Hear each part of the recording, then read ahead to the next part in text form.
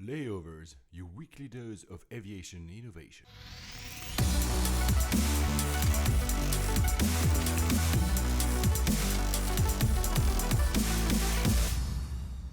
Hello, ladies and gentlemen. Welcome aboard from the flight deck. This is Paul Papadimitria, and this is Alex Hunter. We'll be the pilots for this podcast about the news, the startups, and the technologies defining the modern air travel experience. Our flight time today, 1 hour and 30 minutes, and we expect an on-time arrival. Coming up on this flight, we interview Dan Hamilton, air traffic controller at San Francisco Airport. We discuss the Germanwings crash and its consequences from cockpit safety to the realities of the airline industry, how Uber helps solving your lost luggage headaches, a fully remote controlled airport tower, and we name Google Flights the app of the week. As we reach our cruising altitude, I'm going to turn off the fasten seatbelt sign for you. Now, ladies and gentlemen, sit back, relax, and let's turn on those noise-canceling headphones. This is Flight 009 to Phoenix. Hi, guys. Hey, good morning. Good morning. Actually, morning for us, afternoon for you. Yeah, exactly. For us, wow, it's the first time we actually have a guest. We have a guest. It's an experiment, but we're very excited to have my good friend Dan Hamilton, who also just happens to be an air traffic controller at San Francisco Airport. So welcome, Dan. Thank you. And for those who don't fun. know, actually, Alex is currently in San Francisco, which is also why, not in San Francisco, the city, but nearby, which is also why we didn't record last week. We want to apologize because we got a few feedback from people saying, where's the latest episode? And so, sorry. Which means people are listening, right? Yeah. So, Dan, do you want to quickly introduce yourself so people know who you are? Well, my name's Dan Hamilton, and I've been at San Fran Tower this is going on 4 years. I was at a small airport prior to this in the Bay Area, Palo Alto. That's where I kind of got my start with air traffic. And before that, I had 12 years of private and corporate aircraft management experience. I'm 35 years old, and I've known Alex a while now. Yeah. So here we are. Welcome. Thank you. That's awesome. And thank you so much for being the guinea pig and being Not a our problem. first ever guest. So that the audience knows, we'll have two types of guests, not according to their profession, but there will be guests we'll only interview during a segment. It will have guests like Dan today who will be participating during the whole conversation, and he can intervene at whatever time he wants. He can interrupt us. That's the whole point. So, and I'm sure that with your background, you'll have a lot to say about the different news we're going to cover today. First one, not the most happy one. I'm just going to read a quote here. Everything points to this act that we are unable to qualify: criminal, mad, suicidal. How can one imagine that a pilot in whom one has full confidence, they are heroes for many people, who hasn't thought of being a pilot? A pilot could precipitate a plane into the mountain after closing the door to stop the other pilot from entering the cabin. This was French Prime Minister Manuel Valls. So we're talking about the Germanwings flight that crashed into a mountain on the March 24th. That's almost a week ago. Well, not the most best pieces of news to start with, but, well, everybody's been commenting on that one. First thoughts, guys? It's crazy. I mean, when this first happened, Paul and I had a conversation that was, when this type of thing usually happens, you kind of go into analysis mode and like, what do you think happened? And I immediately sent Paul a message saying there was an emergency on the flight deck, small, big, we don't know.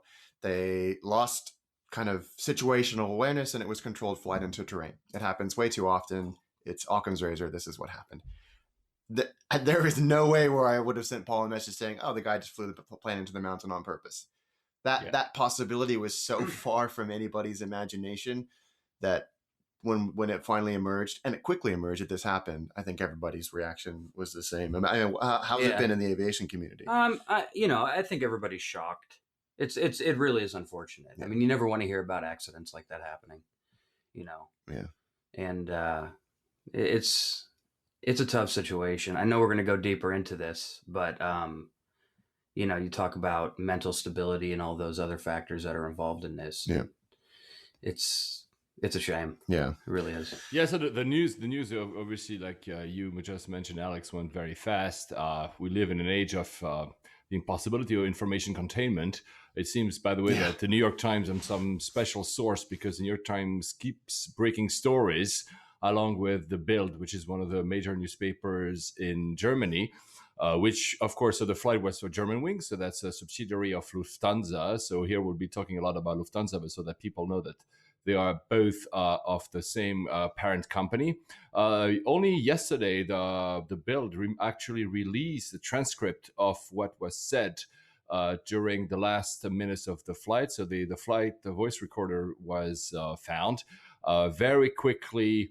The French prosecutor said that it must have been a voluntary act.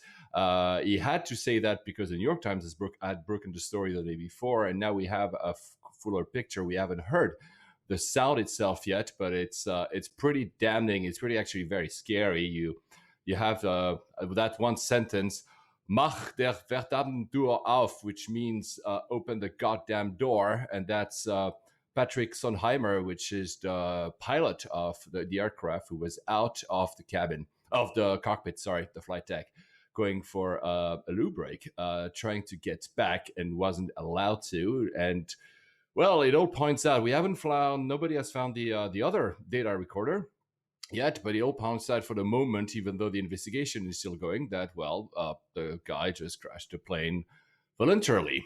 So that's a bit scary. Obviously, I don't. The CEO of Lufthansa actually said himself that he wasn't sure that this would qualify as suicide, because when you have 150 people on board, can you really qualify that as suicide? I mean, nobody has the right word. Is it mass murder? Or terrorism? I mean, there's no. I'm not even sure there's a point of actually going into that into the semantics. It's not the first time, by the way, guys. That's the worst part, isn't it? This isn't the first time that basically the exact same thing has happened. Yeah, it hasn't happened, because let's put that very clear from the beginning, because I know the debate is very highly emotional, but it's not the first time. It's not as if it happens like every day either. Right. There's been a few stories. There's been, for instance, in 2013, there was a LAM flight, which was flying from Maputo to Luanda in Namibia, though, and apparently the pilot crashed the plane to the ground. There was a famous story with Egypt Air Flight 990. It was off the eastern seaboard, wasn't it? I believe it was. Yeah. Although in that case, let's be fair, the actual end report was inconclusive, because the NTSB said it was voluntary. The Egyptians never accepted that it was. So the case has always been out. There's been a few other stories. I mean, maybe like 10 or a dozen tops documented stories of people actually flying a plane to the ground. Here, well, it doesn't seem to be actual terrorism. Again, I'm not sure about the semantics, but we're having a clear problem. What happened then? The first thing that we saw was like the reaction from the airlines was to do something that the US is already doing. Alex, is actually having always two people on the flight deck, right? Yeah, so this has always been the case. Well, not always, but it's been the case in the US for a long time. I was shocked how quickly the European airlines reacted and said, almost overnight, once it emerged that this was the case, that they were going to implement a two-person in the cockpit rule at all times. Usually these things take forever, and they say we're going to wait for the official findings to come out, and then we'll adjust our policy. It was instant. And I think there was one or two that were holdouts. British Airways said they don't comment on security policy until was it yesterday? They were basically, their hand was forced to implement the same. Yeah, but that's because that's the point. I mean, it's so emotional. That's coming back to what you said. It's so emotional that the airlines, European airlines, that didn't have that policy implemented, because I think a few had, Finnair, for instance, had it already, following what the US regulation is. Yeah, but Aer Lingus as well. Exactly. But besides that, the other, I think it was also like, the first reaction is like, even though we know it's not going to happen tomorrow again, you have to also comfort passengers, and the stocks were tanking. They had to react very quickly, right? Yeah, actually, yeah, it was a smart thing to do on their part. It'll be interesting to see how they implement it. There's a procedural and cost implication there, isn't there? Like, you have to completely change your flight deck procedures for going in and out. Not only that, and I will say this openly, I think that Lufthansa has done a tremendous job on being proactive about this whole thing. It certainly seems that way. I'm not very well versed as far as foreign carrier rules and regulations versus U.S. carrier. I know there's a difference, and a lot of the rules that the U.S. carriers have, well, here what we call overseas carriers, they don't have. The rules are different. Yeah, and I give them credit because they're jumping all over it, which is good. It is good. It is good. They definitely have been as proactive as they can be. I was actually surprised to learn that the U.S. had already had this in place. I'm not sure how it works operationally. Do you know if a flight attendant has to go on, or if they just don't leave the It has to be somebody. I think it's a flight attendant or somebody, but Somebody there's has always to two do. people in that cockpit. So that's the interesting thing, right? It's great to say we're going to have two people on the flight deck at all times, but there's a procedural change there. If you're going to have, a member of the cabin crew take the place of whichever flight deck crew member is leaving, then you have to train them on what to do in situations like that. If you're going to have a third crew member on longer flights, there's a cost implication there. So yes, what you just mentioned is interesting because there have been obviously from some pilots a call to go back to three pilots in the flight deck. I don't see that happening, to be honest with you, but there have been some calls about that as well. Coming back to the 2-person rule. For the moment, it's a decision by the airlines. Yes. There's an agency in Europe, which now I forgot, the European Union Aviation Safety Agency. It doesn't have a power of regulating. It only has a power of recommendation. It has recommended, I think it also was in the last 2 days following the crash, to actually have a 2-person rule. It adds that one of the two has to be a pilot, obviously. But it seems like one would hope. yeah. And it urges the EU to put that into law. But it's interesting because the rule basically draws back to, we can hear that. We haven't heard, but we can read the transcript, the whole problem, and we'll come to the pilot itself later. The whole technical issue was that the door was closed. So do you want to go a little bit into that? And because all these rules basically have a root in 9/11, right? We wanted to protect the cockpit from intrusion. Thus, probably in the US, they decided to always have 2 people. I don't have the exact origins of the rule. I haven't had time to look it up, and maybe for next week. But the door itself is something that is new in the industry. Do you want to explain it a little bit? Yeah, the armored cockpit doors was absolutely born out of 9/11, and I've heard a lot of analysis saying that analysis/opinion that it is one of the major contributors to an increase, if you want to call it that, in aviation safety. Saying of all the things that we've implemented, this is probably the most effective thing. But it's proven in this instance to be a slightly double-edged sword, because you're damned if you do and you're damned if you don't. And what was so interesting is right after this, and I don't know if it was the manufacturer of the door or locking system, but somebody put on YouTube a video describing it was almost like a sales video, describing exactly how this door mechanism worked. And it obviously wasn't a security issue because it's not saying, and to hack it, press this, and this. It was just explaining how it worked. And I think it looked like a corporate video. Exactly. Yeah, it was like a sale. It was like, a product video for a startup. It was explaining the features and why they were good and the scenarios in which it could be used. But I think it was enlightening for a lot of people because it explained the dead man switch, where if the call into the cockpit from the cabin was not responded to, then somebody in the cabin could type in a code.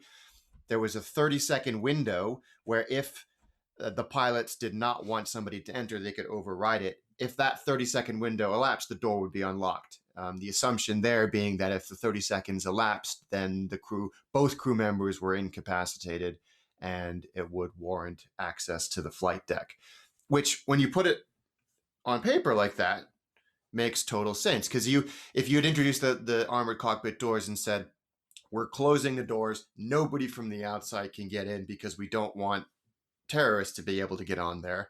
That sounds great until you go, wait, what happens if something happens to the pilots? And so they introduced this kind of fail-safe. And it turns out that this was the kind of Achilles heel, if you will, in this whole thing. The captain left to go to the restroom. He requested to come back in. The the co-pilot refused to unlock the door. So he typed in the code, and we learned that there is a mechanism on the flight deck to override that code entry system. And which again comes back to the terrorism scenario. Is like the pilot is outside under duress to get back in, so the pilot can decide, or the co-pilot in that case can decide, I will override that entry and I will actually maintain the door locked. He has the system from that video says because they've got the camera, right? They've got the camera so they can see if the pilot is under duress to come back in. A camera, or simply like on a door. People, yeah, exactly. But so it means that that override at 5 minutes was exactly what allowed the plane, because the plane was going in a very steep descent, that the whole scenario, because we learned through the transcript that the whole thing basically happened in the last 10 minutes of the flight. By the time, because that's, like you said, there's a lot of opinions online, but if you have to figure out that the pilot goes out having a pee or something, and he comes back in, he tries to come back in. For a moment, there's no realization that the other person is actually trying to crash an aircraft. For a moment, you think maybe there's something wrong, so I'm just going to knock once, twice. So that's a few minutes elapsed, and then when he realizes what happens because the override system is put in place, that's where apparently he tried to force the door. Obviously, this door is very hard to force. There's a crowbar are in the plane, in the cabin, in case of fires. Probably that's what he used, but there's no way that in the last 5 minutes he would have been able to destroy that door. So, like you said, we arrive at the point of, until we have that scenario, we don't realize what the Achilles heel of the system is. Yeah. So and the circumstances which led to this are so, bizarre is the right word. And I think that it would be dangerous to to suggest that we need to revisit this whole cockpit lock thing just because of this incident. Well, it is tragic. It is kind of devastating, but they've done their job since 9/11 in many regards. And I think there's a lot of knee-jerk reaction to do away with these locks, or completely redo them, or allow them to be controlled from the ground, or anything like that, which is, Paul, you and I had an off-the-cuff conversation about this morning. It's very easy to try and force a technology solution onto a problem that really might not exist. Or it is. Yeah, because in that case, at the end of the day, we can go there and we'll come back to technology. It's true that a lot of people think about, what added piece of technology can I put to make my life safer? We love to solve human factors problems with technology, right? But at the end of the day, we'll build an app to fix it. But here, apparently, it was just a few hours ago that apparently the co-pilots that apparently crashed. I'm going to still use the word apparently, because for all intents and purposes, the investigation is still going. We won't have a fuller picture until the end of that investigation. Of course, that allows a lot of people to go into conspiracy mode. But at this moment in time, we have learned that he might have had some mental instabilities, and I'm going to use that word very carefully because neither of us three here is a psychiatrist, but mental instabilities during his training. Then he got cleared. Then apparently he was followed up for some vision problems that he was hiding from Lufthansa, or Germanwings in that case, because he found some of the doctor's notes in his one of these apartments when he actually apparently hid this from his employer. The whole point here is, at the end of the day, the guy had apparently some sort of issue, which is nothing to do with technology. You can add as many layers of technology in a plane. It will come to that in a minute. You cannot really control that. You cannot find is one case in a million, or even maybe more. So how can you? Do you think that Lufthansa should have had better, and the industry as a whole should have better, maybe screening in terms of follow-up of people having, depression? And I'm not stigmatizing depression, because I just want to say that before you answer, depression or even suicide doesn't mean that you're going to kill 150 people along with you. I know. So, it's a delicate subject, isn't it? It's very difficult. I think very difficult to answer, but it's been what the media has leapt on. I don't know if it's the same in the U.S., but certainly in the U.K., everybody has leapt on the fact that he might have maybe had depression once a long time ago. Well, and he very well could have. And he very well could have, but that doesn't mean that that's why he chose to do this. And would screening have caught it and prevented this tragedy? Maybe, who knows? But as cynical and awful as it sounds, we make leap forwards in making this already unbelievably safe industry safer by learning from these types of tragedy. It'll be very interesting to see what we do learn from this. And I think that in many regards, the 2-person cockpit rule could rule this type of thing out in the future.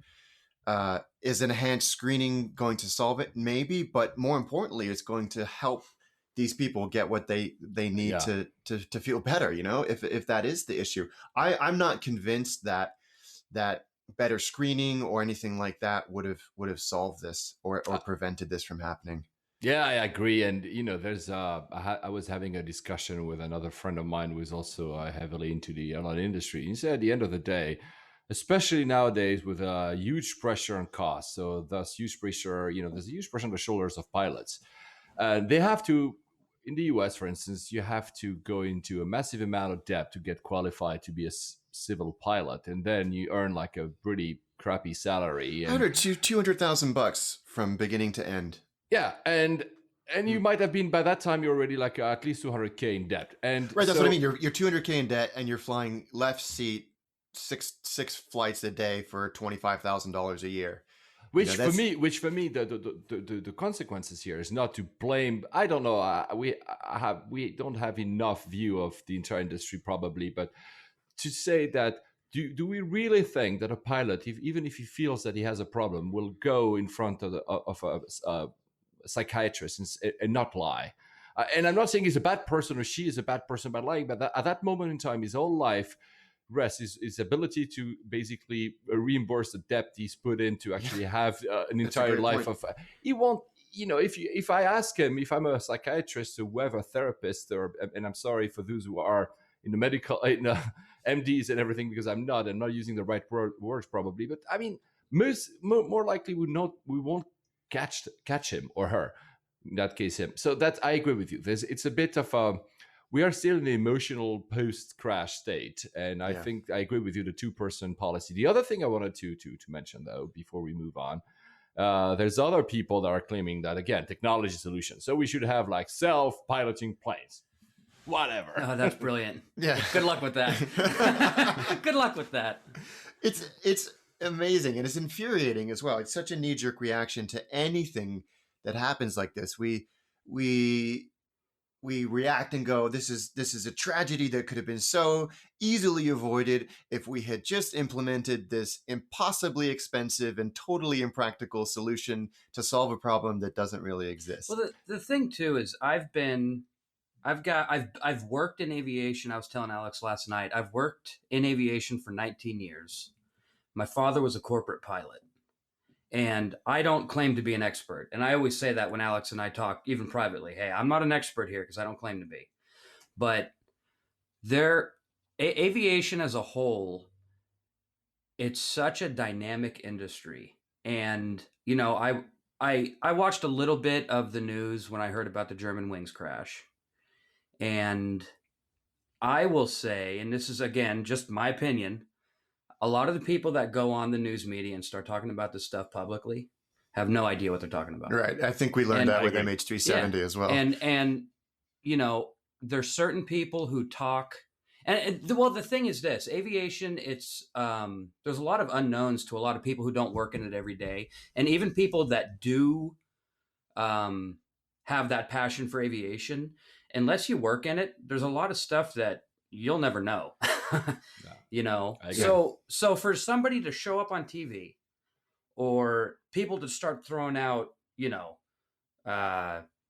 airplanes that fly themselves or 2 people in a cockpit, like these are great. These are okay. The airplanes that fly themselves, I won't even comment on that, but because I'm a pilot as well, not current, but I do have a license. And it just gets me because these people start these knee-jerk reactions and they really don't have a clue. Yeah. And I would also add that they don't have a clue about the realities of the business. If I only talk about civil aviation, it's just not. People think, oh, because I have a smartphone that can do this and this, probably the plane can do it as well, without thinking about the economical reality of the airline industry. We are thinking about even the technological reality. You don't just add a piece of tech in a plane like this. You have to go through like very, very hard requirements to qualify it in all countries, etc., etc. Well, exactly, and that's a critical point, because after MH370, or since MH370, there have been all these suggestions that, oh, we need to have real-time tracking, real-time data transmission of at the very least location of aircraft in real time. Have it. Well, and it's great if you're an airline that's totally loaded, but the technology adoption rate, the long tail of that is decades. Look how long it took us to do e-ticketing, for Pete's sake. If you're going to talk about upgrading a 35-year-old 747-200 to have real-time satellite data transmission for an airline that's barely squeaking by each day, it's just not going to happen. So suggesting that we can do this on every single airplane in the sky at all times is just insane. Yeah, they are. I'm just going to mention they are system. I mean, they are avoidance system. I know that the U.S. Air Force is actually testing currently systems like this on F-16s and probably on F-35. They have a system where they intelligently can avoid obstacles and, of course, the ground. So that's why then suddenly people think we're going to have that on my Airbus and my Boeing. Right. Well, it's going to take some time.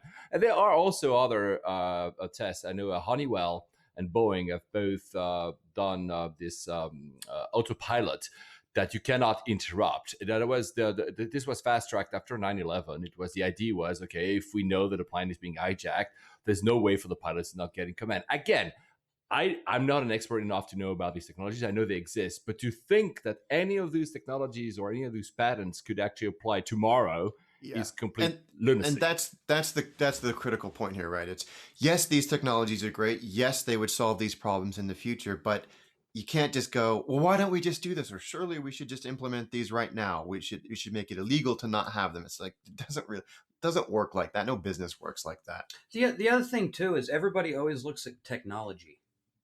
Yeah, you're right. And maybe I'm just a little bit old school for being 35, but at what point do we look at the people and go, hey, let's man up here? Yeah, because technology. I don't care what you're talking about. Technology will fail. Electrical failures. Yeah. Right? Communication failures. I mean, people's internet goes down daily. Yeah. And you want me to control an airplane from my living room to some guy that's in the middle of the Pacific between here and Hawaii? Yeah. No, come on. And also, we know that in some very rare cases of emergencies, the pilots have to have the possibility of cutting a lot of power to sustain as little power they can have. I mean, you can have a system that real-time data and autopilot. That's the first thing that has to go if you want to save a plane, and I just need critical. I mean, anyway, like, I agree with you. To go there actually. To go back to the people, we just after the crash, there was a lot of stories about some Germanwings pilots refusing to fly. This is not what I want to focus on because there's a nice story there. It's the same route, Barcelona to Düsseldorf. I think it was a day after or 2 days later. There was the pilot. I'm going to find his name, Frank Walton, who stood in front of the plane and hugged and greeted each passenger, and gave a speech in which he said, "I will take you from Düsseldorf to Barcelona. You can rely on the fact that I want to sit this evening with my family at the dinner table. People should see that in the cockpit there is also another human being." And I think it was applauded and everything, but I think at the end of the day, yes, that's a nice thing to do. That's great. And we hear of course, that catastrophe, but there's so many flights every day, and pilots are still, for like the vast majority, great people that just fly you from A to B we don't even applaud them anymore when we land. I remember when I used to do that when I was a kid, but come on. I mean, at the end of the day, I agree. This is where we should focus on this, and probably also the name of the pilot that tried to get back into that Germanwings flight. Last on that piece of news, then we have to move on. Obviously, that opens also the door to possible, because Alex and me and I talked last week about the whole new low-cost structure of Lufthansa. So Germanwings, the brand will disappear. It will become Eurowings, but it cannot come at the worst time because the whole new strategy obviously happens, and there's a crash.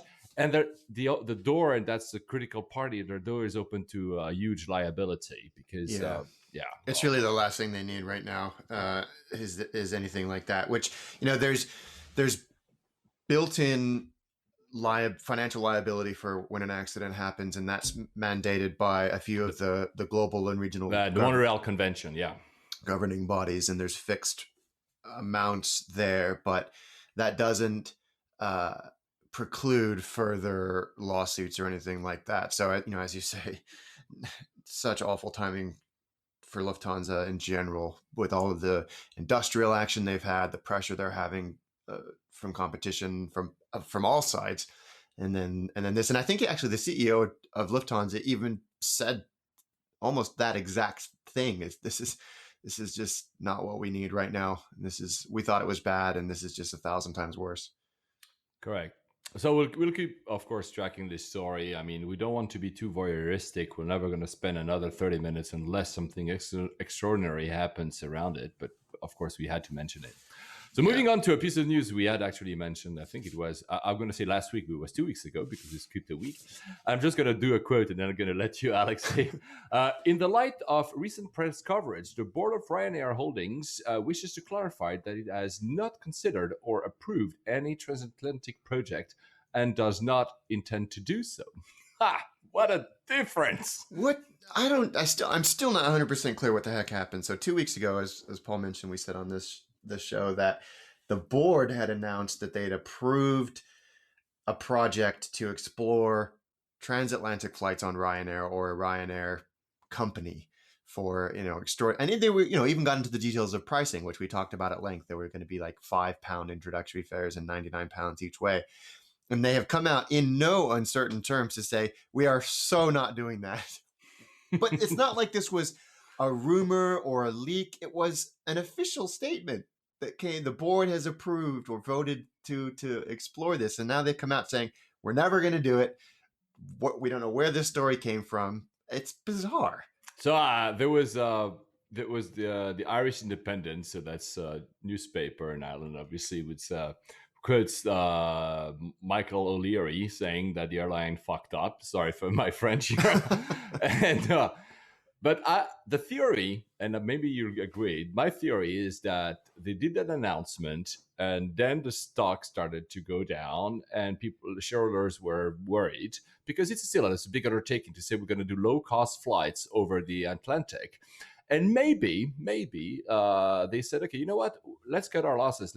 Let's continue working that stealthily, but announce publicly that we won't do it because they were telling that we were going to do it in 5 years. They don't want to have this kind of pressure for 5 years. Are you going to lose a lot of money trying to do that? So maybe they will actually just go, let's do that quietly on the side. Let's keep our operations running. People like us the way we are, especially our shareholders. Yeah. And when we're ready, we can have another brand and we'll do it by itself. That could be a theory, right? Yeah, and it makes sense. It makes sense. I think that they probably will. I would be very surprised if in 5 years we're not seeing Ryanair flights across the Atlantic. Not necessarily branded as Ryanair, but owned and operated by them. Still weird. Going back to the US, Dan, you must have heard about that story. Obviously, that there's this big fight between the 4 major US airlines and the 3 Gulf airlines, Emirates, Etihad, and Qatar Airways. I'm sure you've heard about this one because everybody talks about that one. Yeah. Big one, big fight. Just to the latest, just a few pieces of news here. Of course, Europe is siding with the US airlines. So the official from transportation in Europe is siding, saying that there are significant public subsidies and guarantees that they enjoy and they should be looked into. There are calls in France and Germany to do a freeze on additional flights, the way Canada does already, for instance. So to say, until this is solved, we're not going to allow more slots in our countries. This is no law or regulation. Interestingly, these are calls. In the US, interestingly, as we said many times over, the unions are siding with the airlines, which is very rare. Unbelievable. I mean, of course they have a common interest, but it's still pretty rare. They do have a fractious relationship at best. So the irony I found in the last one is that there's one of the new unions that's just joined this Fair Skies Association. There's a variety of unions of flight attendants, and so the flight attendants also they wrote an open letter saying the same thing, that there should be employees of Gulf Airlines aren't granted fundamental human rights. Make it as whatever you That's wish quite about a that one. statement. Well, yeah, it's a lobbying war right now. We're entering the wars. The funny bit is that what I found very peculiar in that whole story about unions is that we know that U.S. airlines are outsourcing as much as they can, especially for maintenance in countries outside of the U.S. Yeah, and also, for instance, another story is that United outsourced its entire gate agent network. Maybe not entire, maybe they kept in some airports, but a lot of these gate agents was outsourced, so that the new people that you find at the gate would only earn half of the current salary. I'm not saying that it's better or worse, but I find it ironic that on one side the unions are talking about fair pay, and the other side basically the airlines they're in the US wading into this so deep, and they're just going to get I maintain that they're going to get burned. They're just this is not a fight they can win.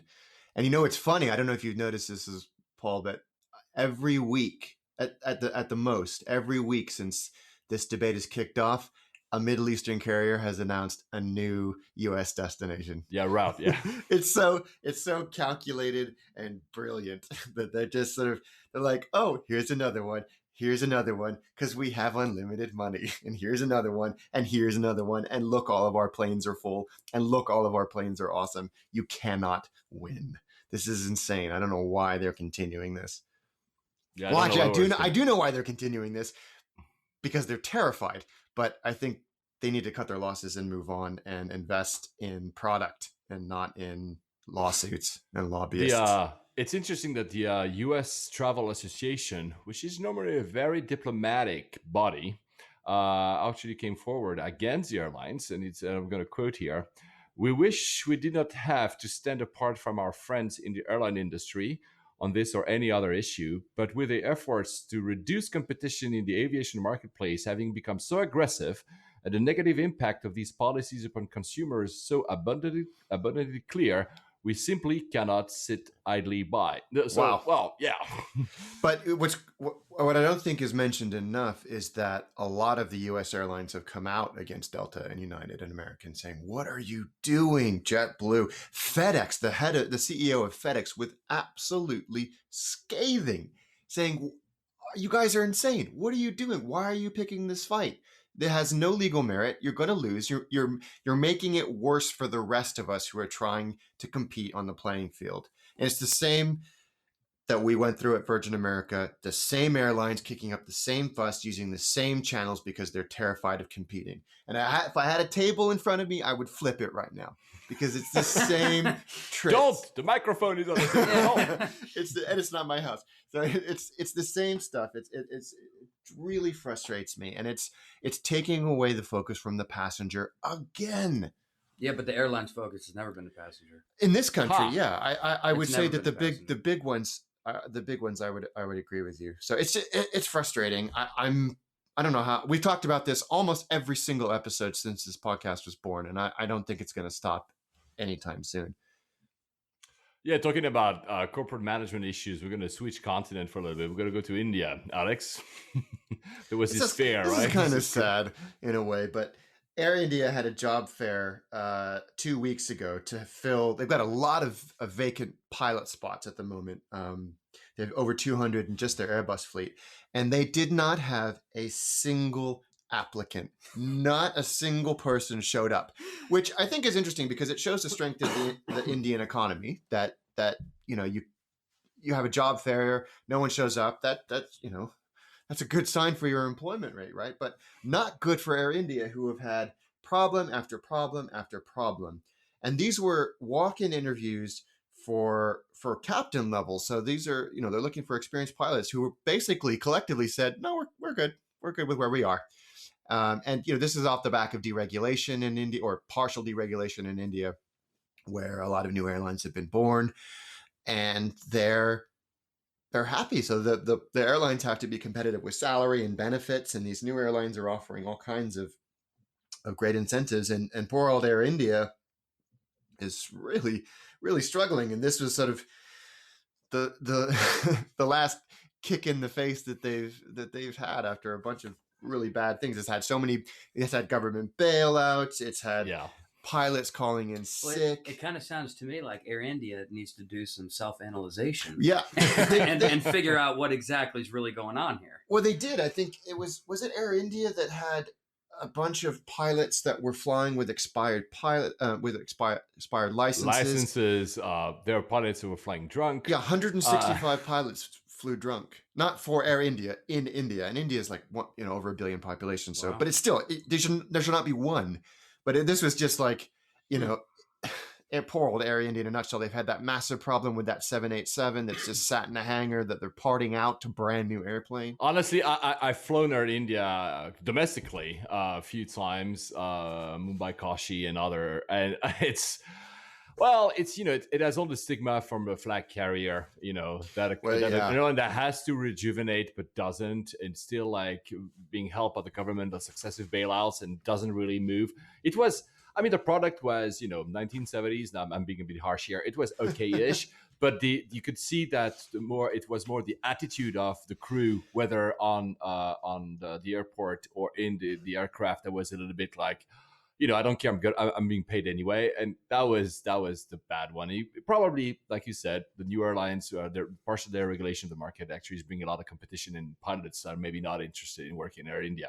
But a second story that happened as well in India, that was more fun. Go ahead. This is crazy, and it's even crazier that this isn't the first time this has happened anywhere in the world. But on a Jet Airways flight in India, 737.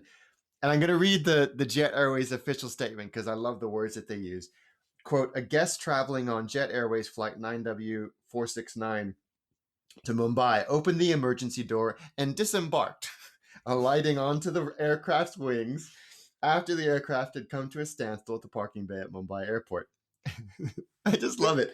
Disembarked, alighting onto the wing. It's like, no, the dude was frustrated that it took so long for the gate to be attached or the doors to be open that he was so enraged he opened the emergency exit, which in turn inflated the slide. He then slid down the wing and just strolled out of the airport. That's like the cherry on top. He wasn't like tackled by a bunch of security. He's like, I'll get my bags later. No, but the worst is that not only that, it's that. So first of all, he had to jump like 15 feet. It's not like but. He walked, and apparently for 10 minutes, he wasn't sure where he was until he found a handler, and he says, where's the nearest exit? And the handler just showed it, and he left. And all the while that, the crew itself on the plane, they didn't react for 35 minutes. So the ATC, and no one knew about that for 35 minutes. I mean, you have somebody opening a door in an emergency exit in your plane, and you're not telling anyone, obviously. Yeah. Well, so 3:05 p.m. he jumped off the plane, and 3:16 p.m. he was caught on CCTV leaving the airport. This is amazing. And the passengers were the ones that told the staff. And this isn't like, if it was on an A380, you would go, okay, there's 450 people on that airplane. You're not going to see everybody all the time. It was on a 737, single aisle cabin. You can see from the front to the back. When somebody opens the door, you'd think that the flight crew would go, wait a minute, what's happening here? But it was the passengers who said, can we do that too? Because that's a pretty good idea. Unbelievable. Anyway, not something we see every day. Moving on to some innovation news for the week. First, one that I wanted to actually say for a few weeks already, but now that Dan is here, I will actually be able to do it. I just wanted to mention that, so there's an airport. The name of the airport is very hard. I'm going to try to say it. Ornsklovitskva. Well, you see, I failed. It's an airport in like Sweden, like in the middle of nowhere. I'm sorry for the Swedes listening to us. It has no control tower of its own. So what they did, they installed a system of remote ATC. So there is an entire system which is remote controlled, which has HD cameras, pan, tilt, zoom cameras, sensors for both the weather, surveillance, microphones, etc., etc. That feeds real-time data back to a remote location. And it's not a proof of concept. It's something that it's Saab, so because that's a Swedish company that has done in a few airports now that are very, barely used but still in use. So how do we create a safer environment? So what do you think? It's not going to happen in SFO tomorrow, but what do you think about the idea of having a remote ATC system? Well, Go ahead, Alex. before I answer, what was the company that you said? Saab. As So an that's aircraft okay. manufacturer. I saw this. Yeah. I actually saw this firsthand Wow. when I was out in Washington on business. Wow. Awesome. And I think, I don't know what airport it was. I was told it was some airport in Sweden. So Yeah. I'm guessing Correct. I saw exactly what you're talking about now. Exactly. Yeah. Do they have scheduled traffic at this airport, or is it? No, I very think- very rare. They said that's the point. That's why they don't have Yeah. a lot of traffic. Hence, they don't want to have somebody like a whole crew staying there, and that's why that this solution was invented. Yeah, I think there's like one scheduled flight a day into it or something. Like it's a really low key airport, but they got to do this experiment somewhere. Yeah. Low key. I saw the displays. I saw some airplanes flying around. Wow. The quality of the cameras was pretty damn good. Really? Yeah, it was pretty trippy. I don't know. I don't know if the cameras were adjustable. I don't know if you can move them. I don't know a lot about Apparently, it. you can. Apparently, Okay. according to their website, you can. Yeah. Okay, it was. I think it's a great idea. I don't know that I'd want to do it though. You wouldn't want to be the controller. I don't. I mean, I'm. And that's just my opinion. I mean, course. I think that there's a lot to be said for being at the airport because there's certain things that I think have the potential to be lost. Mm. Unless you actually start doing 360-degree views, and then what are you going to do on your home computer or wherever you're working from? Are you going to have 360 degrees of cameras around you? Oculus Rift, man. Yeah, exactly. Are you going to have something like that? Are you going to have, one display that's got the display or the computer monitor like divided up into sections? Are you going to do it that way? I don't. That's a good question. I don't know a lot about it, but I think there's something to be said for actually being there at the time. Yeah. I would add that probably this is a solution really for these remote airports. There've been some, I think there's 1 or 2 airports now in Norway, similar stuff, like very much remote in the north. And Australia is also looking at it for some of its very remote airports that don't have almost no traffic at all. So I don't think it's something that is meant to ever replace, current towers. Though, sorry, before you answer, they say that it could also sometimes play a role when capacity is exceeded at an airport.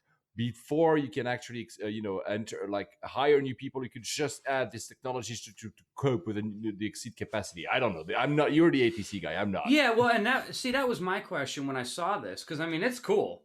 I'm not going to deny that, but I think my question is, okay, what are we really trying to accomplish by doing this? I don't know. I mean, is it just maybe smaller airports where there's no current tower in place that's growing? I mean, cost reduction. It feels like using technology. But so let me ask you this, and I may have had this might be a local urban legend, but so our local airport here, where Dan and I are, is called Livermore, which is a controlled tower. It has a tower. It's controlled. Am I right in saying that the radar feed that they have is not theirs? There's no radar at Livermore. There's no radar. San Fran doesn't actually have a radar feed. We get ours from Oakland. See, that's really interesting. So they're doing the same thing, but in reverse. So you're getting the data, quote unquote, from a third party, but there's a human to interpret and act on it on the ground. So you've got the situational awareness, but data coming from elsewhere. These guys are flipping it around. The data and the eyes are on location, but the human component is somewhere else. Yeah, originally with San Fran, we pulled our data from Oakland, and then they're actually switching over to a new system, which we're working on now at San Fran, and it's currently running, and that actually pulls data from multiple sources. That's really interesting. So, and that's been so Livermore's had a tower for certainly since I was a kid, and I can't imagine that that's a new thing. So, practically speaking, it seems to work. It's interesting. I'd be interested to see if anybody else does this and how this experiment goes. We should revisit this. Yeah, it's just interesting to see, and I think it is a fair case for maybe airports that would die otherwise. Though I'm not sure that we're going to see that in major airports anytime soon. But it's interesting. I would say that though maybe parts of it, like especially in low visibility, you could have already the similar system of cameras, etc., that enhance your current view. You say, okay, what do I do not see because there's fog or something. So, Right. but we're still with a human presence. So I mean, but it's an interesting solution to a problem that maybe not Sweden might have in the north, because Yeah, I'd be interested to see where they actually go with it. Yeah, me too. Yeah, me too. Yeah, correct. Moving on to, so we mentioned on episode 002, it's a long time ago already, Alex, right? Yeah. We mentioned that something you absolutely didn't want, which is a smart carry-on. So it's carry-on that does a lot of stuff. It has batteries inside. You can relocate it with a GPS with your smartphone, etc., etc. The point is not to revisit that one. It's just to say that that same carry-on called Blue Smart has made now an agreement with Uber, and if your carry-on, if it's not, of course, then a carry-on, but it's in the hold. If your luggage is lost, then Uber takes over and you don't have to either go back to the airport and grab it. Everything is done and Uber delivers your bag at home. That's irritatingly cool. That's, the whole smart luggage thing just puts me in a bad mood. But this bit is quite cool. But I'm also the guy who's like, Uber, who the hell's going to use that? And now I just honestly, it is amazing to me how creative some of these people are these days. Correct. I didn't even hear What a about lovely Uber thought. until like mid last year. I was out on a business trip to Washington, D.C., and one of the guys I was with mentioned Uber, and I looked at him and I'm like, what is that, some kind of disease or something? I mean, I had no idea, but it's really interesting how creative some of these people are. Yeah, and don't get me wrong, as a geek, the Blue Smart stuff is really, really cool. I just would never, ever, ever use it because it's basically like a big sign on your luggage saying, steal me because I'm worth something. Yeah. Actually, there was a report by Sita. They do a lot of reports these days about luggage.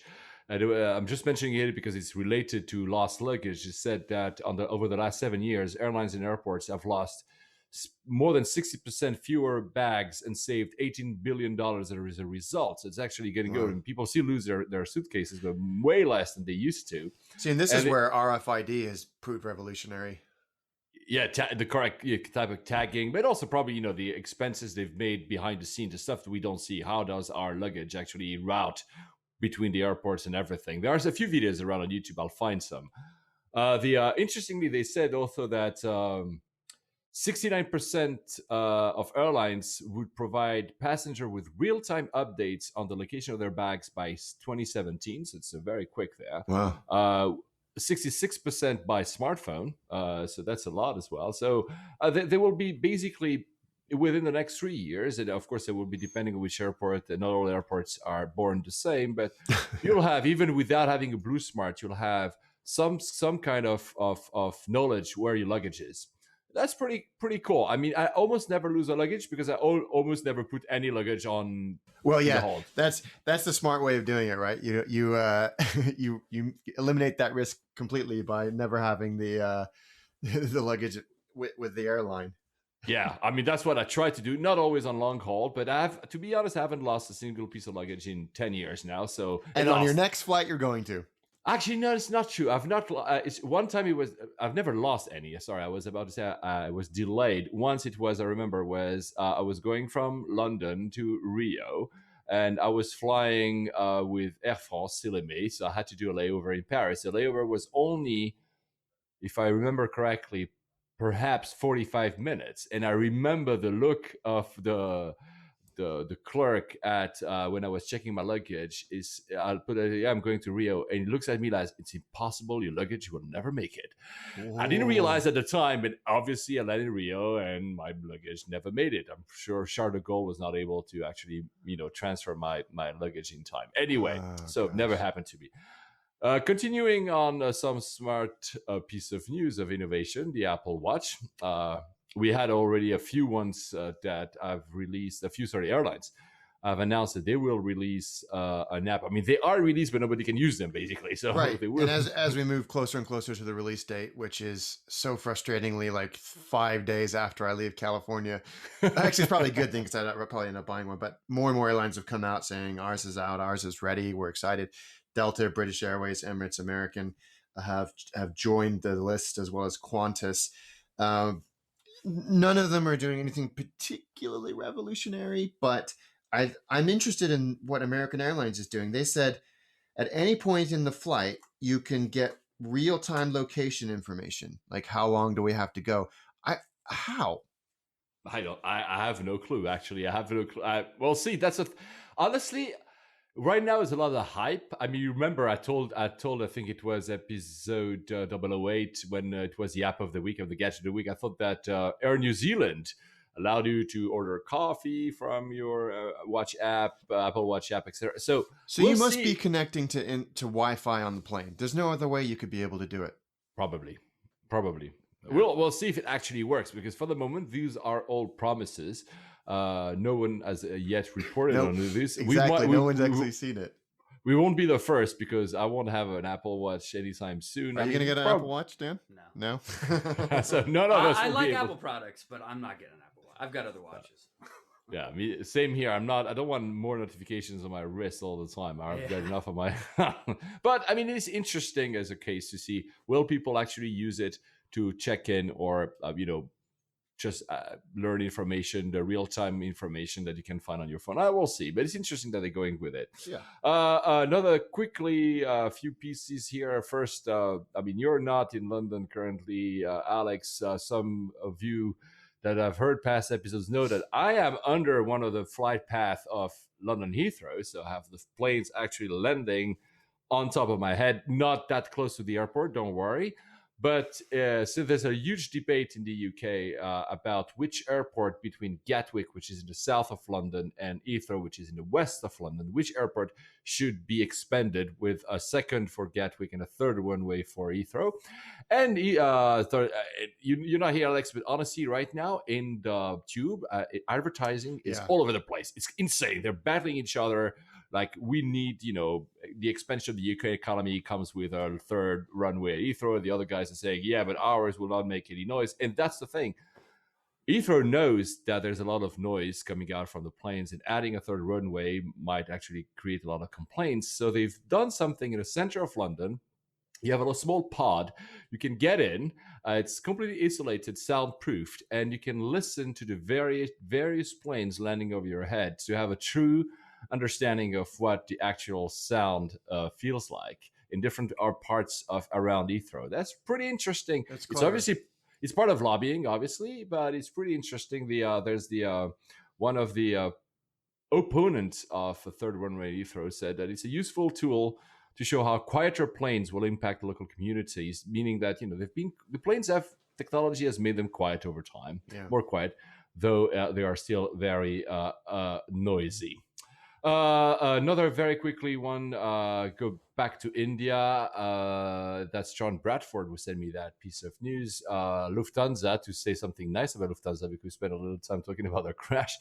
They're launching season 3 of something called Runway to Success. It's interesting to see that how an airline is expanding into different areas of its brand. And here it's actually to help entrepreneurs, local Indian entrepreneurs, to come up with ideas, with a lot of mentors and everything. We see that in a lot of the countries, but it's interesting how an airline would actually combine this.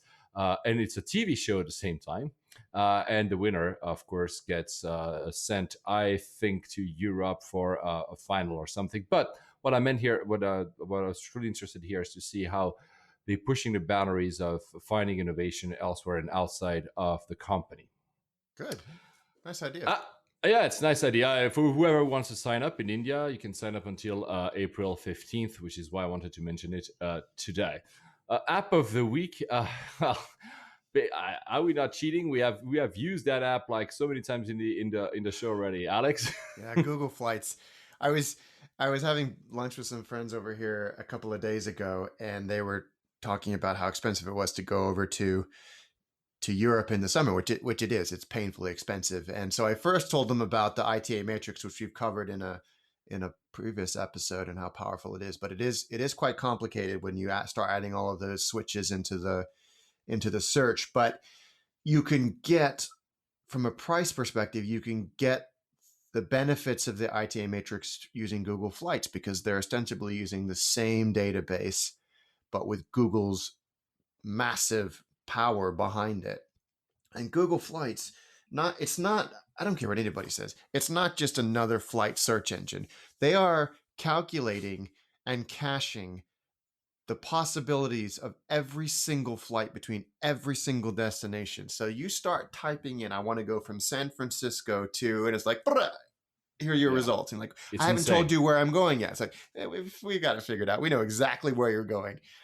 And I can't, when you type into something into Kayak, which I love, by the way, you type, I want to go from San Francisco to London on these dates. It takes some time to trawl through all of its providers and all of the dates and all of the possible combinations. Google Flights is literally instantaneous. It's absolutely staggering. Not only that, it lets you search, as does ITA Matrix, airports around your departure and destination airport, so you can start to look at some of the fares and deals that can be had when you step away, especially in Europe when you leave the UK and avoid air passenger duty. It is an extraordinarily powerful search tool. Now, it comes with the same caveat that ITA Matrix does, that except for rare exceptions, you cannot book on Google Flights. And I think this is less of a technology issue and more of a legislative issue. Part of the agreement to allow them to acquire ITA Matrix was that they couldn't, for a period of time, until October 2016, they have to be careful about how they compete. Correct. So so they cannot appear above their competitors in search results. They cannot offer direct booking, but it doesn't really matter, because what we found with Hitmonk on ITA Matrix and other sites, you can recreate those fares with quite easily. So I would strongly suggest that if you're looking for a flight in the next few weeks or months, that you play with Google Flights, particularly the calendar of fares is very, very powerful. Yeah, so it's very well done. If you're not looking for specific dates, or you're not locked in and you have a little bit of flexibility, the deals that you can get are unbelievable. Yeah, like you said, like it's constantly pre-computed, so it means that you always have the latest available. You can create the usual flight alerts, everything. And we mentioned as well, I think it was 006, 008. We mentioned that you'll have small stuff like it will tell you the usual delay. This flight is often delayed by 30 minutes, for instance. It happens a lot at Heathrow, which can be very useful if you have a very short connection. They will now also add some information, as does the flight has Wi-Fi, the average leg room, is there seat power, etc., etc. Yeah. Again, we mentioned that earlier episode. It's not only a great tool itself, but it's part of the biggest play that Google is doing in travel. Now, I was just reminded of that because I booked a flight last night, and when I was looking up for information for this show, I entered flight in the search box of Google search. And since I'm using Gmail, immediately the first result, which is only for me, only I can see it, was my route of my next flight, because he just had read my booking confirmation in my email and offered me that in a nicely well done way. So it shows that Google is really trying to make the whole experience, not only booking, but the entire experience easy. Of course, I understand a lot of people are afraid of Google because it's a massive competitor, and also probably because of some privacy issues. But in terms of convenience, it's amazing. Yeah, it's a great. It's now my go-to. I love Kayak. I still use Kayak if I need to book something quickly. But for playing around with finding what the fare that I should be aiming for, Google Flights is now my go-to engine. Oh, and and sorry, and I would add as well, so my calendar is also based on Google, and what I would usually do is my flights will be automatically added by TripIt, because I forward or my booking confirmation to TripIt, and then just have a feed. But suddenly, since last week, same thing happened. Actually, Google automatically put my flight as busy and the old details in my calendar automatically. Didn't have to do anything. Anyway, it's very cool. Interesting. It's very cool. Some airlines are missing. Southwest, Emirates. Some airlines you cannot find even the price on Google Flight. That shows just that they haven't made the deal. Yeah, so this is definitely not a silver bullet, but it's progress. So now to the topic of the week. Topic of the week is actually an interview. I mean, an interview. Don't take it too seriously. So just that you know, guys listening, this next segment will be only part of the full interview that we'll be giving to Dan. That will be released as a separate episode, special episode that will be running for about 45 minutes. We will be just releasing a few extracts of the interview here because you don't want to listen to us for 2 hours. But before we go on, because I know Alex has a few questions, I just wanted to ask you 3 very random and very basic questions. You answer however you want, Dan. Okay. And we First- should preface this by saying that Dan's here to give his opinion and Yeah, nothing. this is solely Correct. my opinion.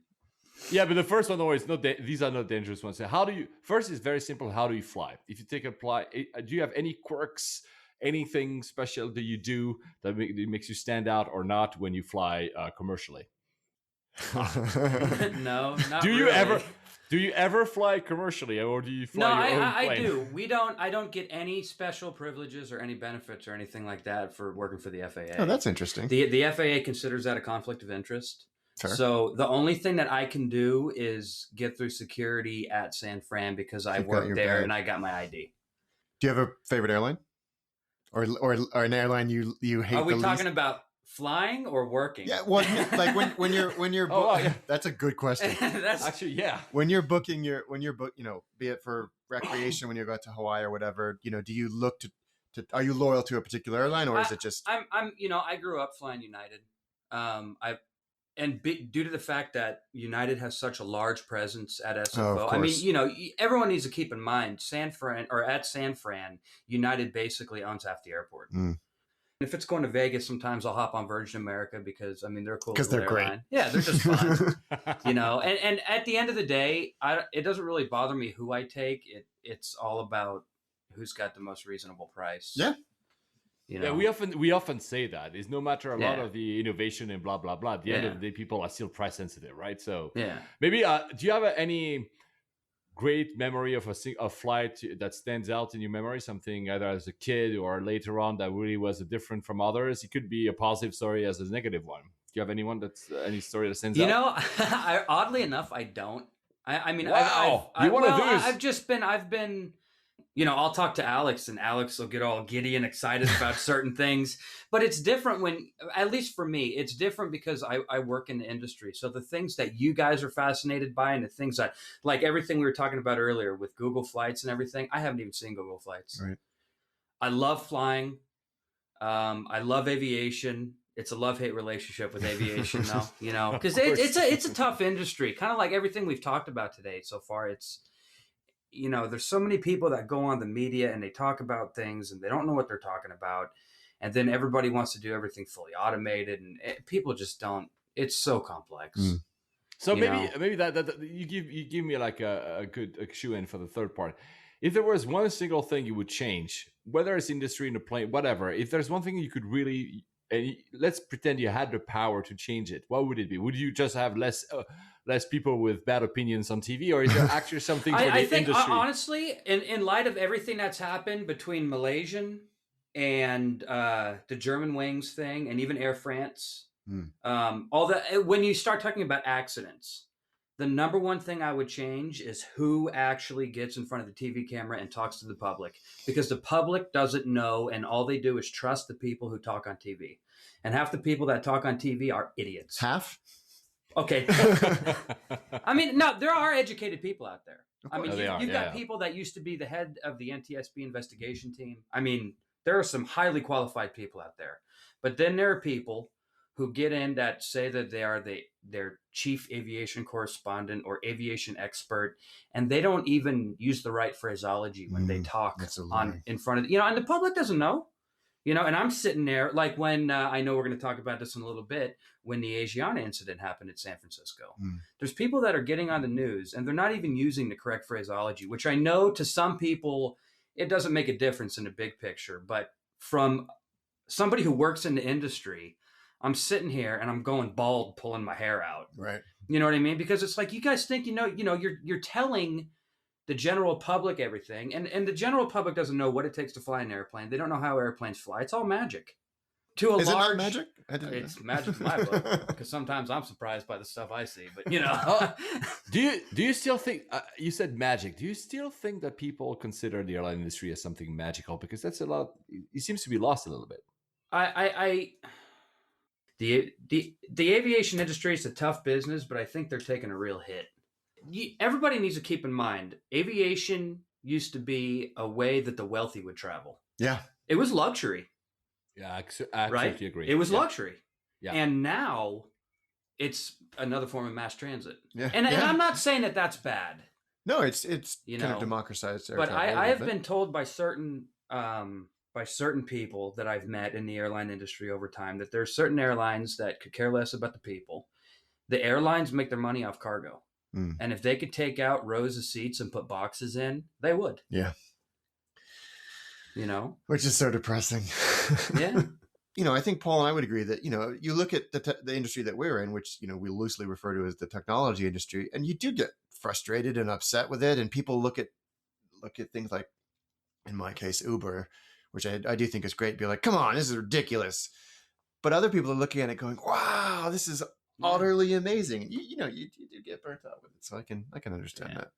Walk us through a day. Like, what does a normal day look like? What are the hours? What is To put it into perspective, what Las Vegas does with 5,000 acres, San Fran does with 500. Wow. And that's a general. I'm not sure what the exact size of the Las Vegas airport is, but at San Fran we run a lot of traffic out of a very tight area. How many movements a day? I think right now we're averaging about 12 or 1,300 a day. That's extraordinary. Each aircraft is considered a movement. And if you're not familiar with San Francisco Airport, it has two sets of crossing runways. Yeah. So which always, and as much as I've grilled Dan about it in the tenure of our relationship, still blows my mind that there is a plane landing on one runway and one taking off, about to take off on one that intersect. The runway center lines are less than 1,500 feet apart. I was told that if we're landing on two runways that are parallel, if we're landing two 747 side by side, there's less than 500 feet from wingtip to wingtip. Wow. And it's really cool to be able to look out of the window, or cool/terrifying to look out the window of the plane that you're flying on to see a plane landing right next to you. If you look close enough, you can see the heads of the other people like going up with the same expression on their face. I can't imagine it's a very easy airport to fly into, because not only do you have the complexity of the airport itself, but within 20 miles as the crow flies, you have two other major airports in Oakland and in San Jose, who are also very busy all day. Yeah. So it must be a complicated airspace. How the San Francisco Tower, what's its jurisdiction, I suppose? When do you pick up an airplane? Basically, we have the surface to 2,000 feet, and we have a 7-mile radius within the airport.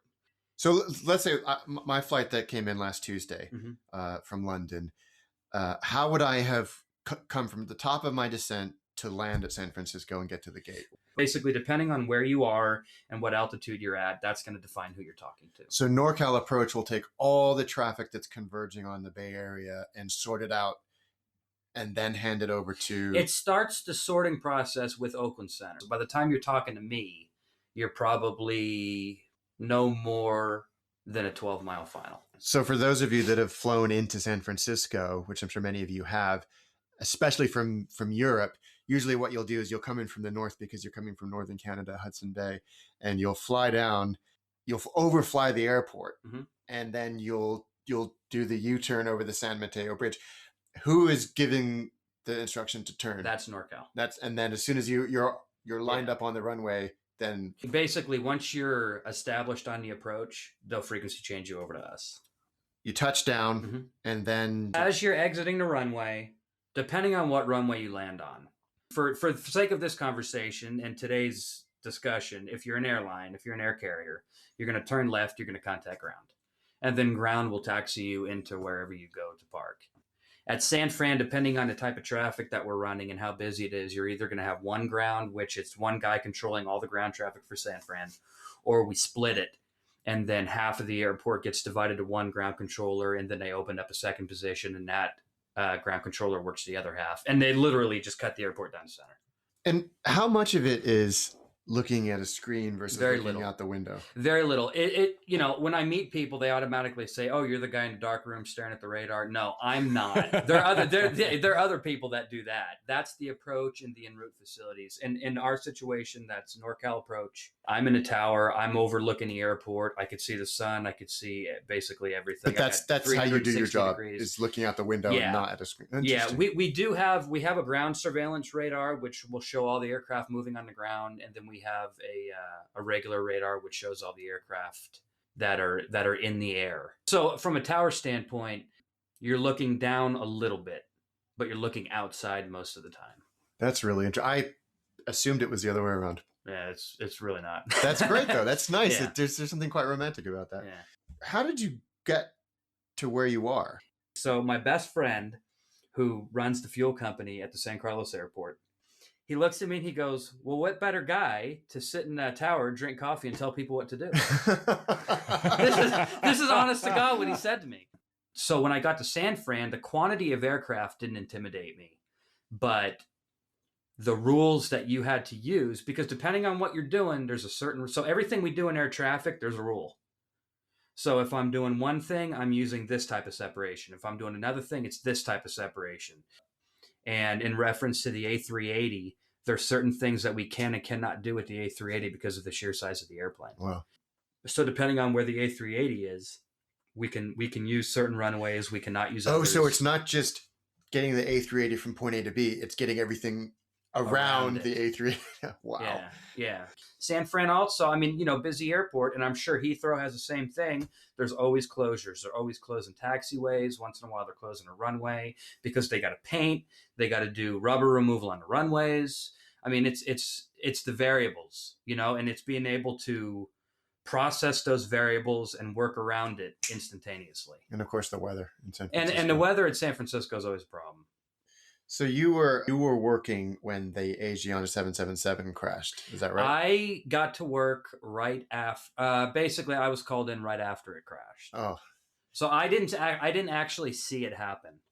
But you had to deal with the aftermath. Yeah, we had to. I went in, and as I jokingly say, because I have a morbid sense of humor, I was the one who had to go in and clean up the mess. Right. But it was, so if you're not familiar with what happened, an Asiana 777 basically came in short of the runway, and sadly 2 people died as a result. But it closed the airport for how long? I think it was about 4 or 5 hours. We were actually shut down. So what did you have to? I mean, if you're allowed to talk about it, what did you have? What did you do? Well, like, you had planes coming from all over the world, intending to go to San Francisco. What happens? What did you? That from our standpoint, there's not a whole lot that we did. We were doing some coordination with other facilities, and we were coordinating with some emergency efforts. People, news media and stuff that wanted to come into the airspace, we weren't letting them in. So we still had some work to do. It wasn't just sitting there with coffee cups, not doing anything. But then I suppose you have to, once the airport reopened, you had a backlog of flights to get in the air. Yeah, we had airplanes to get out. We had airplanes to land. And from what I remember, it's been a while now. From what I remember, we were landing and departing on 1 runway or 2 runways.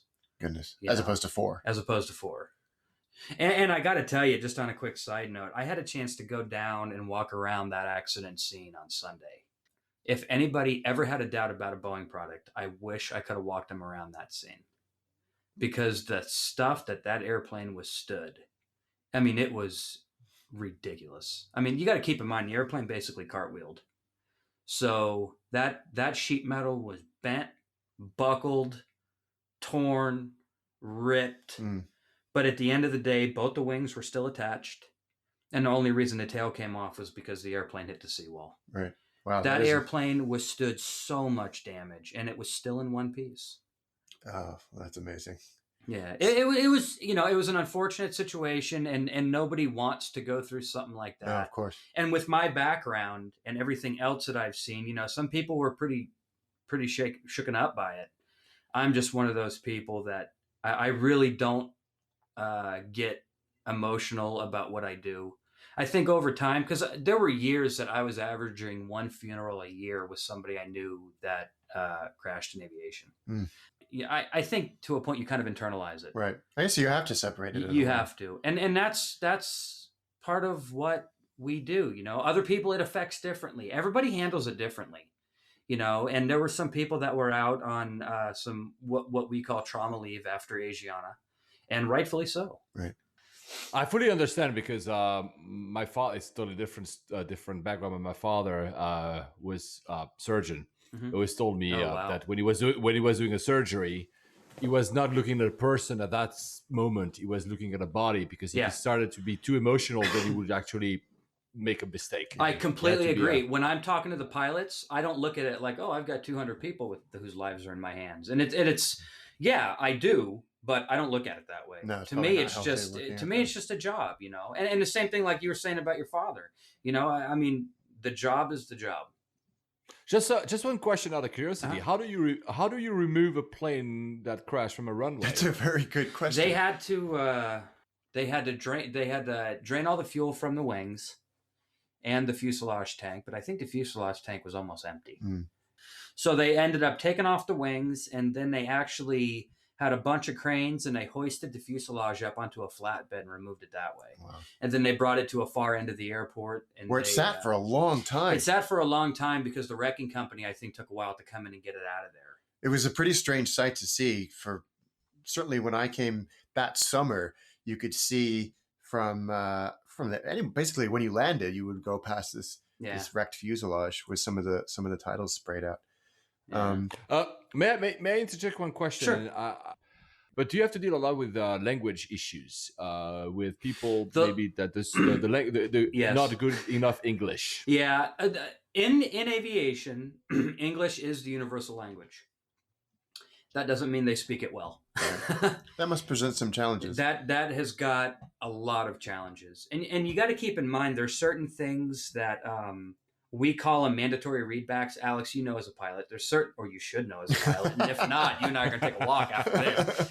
But there's certain things that air traffic control has to get readbacks on, like runway hold short instructions, altitude restrictions, stuff like that. Certain things the pilot has to read back. I mean, we get all sorts of air carriers that come in. You know, we're in a national airport. Mm. Yeah, that's why I'm asking you, because you have a very good coverage. Yeah, and some airlines are very difficult to understand. Some pilots, you could tell that fly for foreign carriers, they have done a tremendous job to take the efforts to make themselves very clear on the radio, which we appreciate. You know, because you got to keep in mind, it's all, I mean, you're trusting a voice. Just like you guys are talking to me, I mean, you know, when this gets aired, all people are going to know is my voice. Right. They're never going to know who I am. Right. You know, so it's like my father put it, it's that blind trust. You're trusting the voice. And if anybody ever listens to liveatc.net, which I'm not plugging by any means, but but everybody seems to listen to it. Yeah. If you ever listen to San Fran and you hear a controller, when they frequency change somebody, they say, have fun. That's me. Oh, so there you go. That's a great little tip. If you ever hear anybody say, hey, have fun, that's usually me talking. Nice. So I'll have to listen for that. I'm curious if you have, as a controller, a favorite plane that's just, you know, this is going to be great because it's this type of airplane that performs well. It's off the runway quickly, the wake turbulent, for whatever reason you might have. From a controller standpoint, and what we do at San Fran, almost any Boeing product we love. Why? They move fast. The 737, and this all gets into aircraft performance, the 737-900, which is the big 7.3, they roll like a pig. They're slow to get moving. Because you got to keep in mind, like Alex mentioned earlier, we land 2 runways, and in between the arrivals, we're departing. So we're essentially shooting the gaps. That right? speed is important to you. So when we say clear for takeoff, you know, a lot of times we're pushing these guys along, and we have the phraseology to get them to move faster. And sometimes, like the 737-900s, they don't roll fast, but once they get airborne, they're fast in the upwind. 7.5s are awesome airplanes. The 7.5 is an awesome airplane because they roll quick. And there's a lot of guys that do the overseas routes. I mean, we've seen 7.4s move fast, fully loaded to Heathrow. If the pilot knows the flick and he's got the show, which 3/4 of the 747 pilots out of San Fran, they can move. Wow. Would you, besides the fact that it's a personal choice, would there be any other airports in the US that you would really love to experience as an air traffic controller? You know, I don't know. That's a good question. I haven't given it a whole lot of thought, only because I've got a lot of time left before I can retire. You know, I wouldn't mind Phoenix, maybe down in Arizona. Perfect. Yeah, but see, my intentions are different because I like golf and I like warm weather. So for me, and my father lives down there as well. So for me, but I don't know. As far as other airports, I'm kind of, Does it happen often that you said the bad route is being taken by an aircraft? All the time. Oh my god. No, oh yeah, I know. Everybody, yeah, exactly. It never fails. Because your instructions could be perfect, and that's only half of the part, right? The how those instructions are the executed. instructions you give the pilots could be perfect. Their read back to you could be perfect. But what they do could be totally different. Okay, well, I told him to hold short of runway 1 left. I hope it does. If you're on the ground navigating San Fran, I mean, it's tough. Yeah. If you start looking at airport diagrams for O'Hare, JFK, I haven't seen Heathrow, but I know it's huge. Goodness. Stuck mics, we get that all the time. Stuck mics. In the cockpit, this push to talk switch. Sometimes they'll stick, and the aircraft will keep transmitting on the frequency, and the pilots won't know it. Oh no! How embarrassing! So if I've got 10 aircraft, oh yeah, it's even embarrassing when they say stuff that they shouldn't be saying. Literally, it's controlled chaos. You show up to work every day and you think, well, what's going to happen today? Wow. It's fun stuff though. Wow. Well, Dan, thank you. Yeah, I mean, I'm like a kid listening to you. Yeah. Totally. I'm sure there's some kind of video game when you can do that. I should try to. Yeah, find I'm sure. There's actually, we were joking about this earlier. There's apps, but you can go and control airplanes on your iPhone or your Android or whatever you have. How funny is that? And people talk about how great they are, because I've heard people I've met over time, just in casual conversation. Oh, well, I've got this game mastered, and I go, oh yeah, yeah, come on, let's see what you really got. Wow. Yeah. Oh well, thank you so much. Thank you. You mentioned that one of the airports that you would consider going to work for would be Phoenix Sky Harbor, Yes. and that's actually the airport of the week. That's why we decided to name it the airport of the week. Is it an airport you've both flown to? Yeah. I mean, yes, Dan, you, Alex. Yes, and I haven't. In fact, I'm going there next week. It's for me. It's one of these. I mean, we'll go over the airport, but it's a brutalist airport. It is. It's like this piece of concrete. It's like a big squares, terminals for terminals. I mean, there's no Terminal 1 anymore, but there's 2, 3, and 4. It's not the most prettiest airport to look at, but it's pretty efficient, right? It's huge. It's a big airport. Oh, yeah. Alex? Yeah, I love the reason why there's no Terminal 1. There's Terminal 2, 3, and 4, but no Terminal 1 because they tore it down to build a car park. Oh, did they really? Yeah. Oh, jeez. And they didn't want to renumber, which is fair enough, by the way, when you think about it. They didn't want to renumber the airports. But actually, I've never flown to Terminal 4, which is by far the biggest one. Yeah, it has 80%. Terminal 4 has 80% of the traffic. So I've flown to Terminal 2 once, and Terminal 3 because I'm a Delta guy when I'm in the US, or a Delta. I think maybe to this day there are two still at Terminal 3. Sorry, but Terminal 2, I remember, it's so bizarre because there's gates 1 to 13, and then suddenly there's C and D. So there's no gate A, B. There's no. Why wouldn't no just go 14 and 15? Just the other kind of stuff is really funny, but it's not the prettiest airport. But I mean, go on. Sorry, Alex. No, I think go ahead.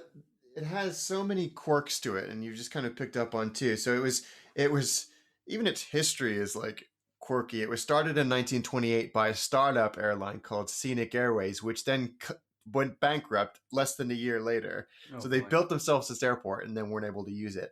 And then a company that was actually called Acme, which I thought was just the exclusive domain of Wile E. Coyote. It was actually called Acme, bought it. And then it kind of developed, and Barry Goldwater, who was a businessman and like a 5-term senator for Arizona, invested a lot of it, and they were going to rename it the Barry Goldwater Airport, but the Phoenicians wanted it to always stay Sky Harbor, which actually is kind of a cool name. It is the largest airport in the world to have all 3 of its runways parallel. Yeah, exactly. Yeah, there's no like San Fran, which we were talking about. The 3 runways are just parallel to each other. Which must be easier. Yeah, which I thought was kind of interesting. There's only one international flight outside of North America, and one 747 operator. Both of those are the BA flight to London. But it's still 42 million passengers a year, which is I an think that's unbelievable it's big. amount, considering It's that big. it's only coming from within North America. But the airport. Well, Dan said it right. It's if you want good weather, dry, because Florida is also good weather, but it's humid. If you want good dry weather and golf, you go to Arizona. Exactly. Right. But it's what's interesting is that the airport business community, is really pushing hard to get international carriers to come to Phoenix, to the point where they're offering up to $1 million in marketing incentives and landing fee waivers to get international airlines to come to Phoenix. Wow. Yeah, which is pretty amazing. But I'm going there next week, and I think I want to end this section on a quote that is that kind of sums up Sky Harbor, and it's Sky Harbor. More proof that it's possible to build a huge airport whilst making it absolutely sure that it stays as bland as possible. Quote, Paul Papadimitriou. Yeah, well, yeah. I'm totally assuming that one.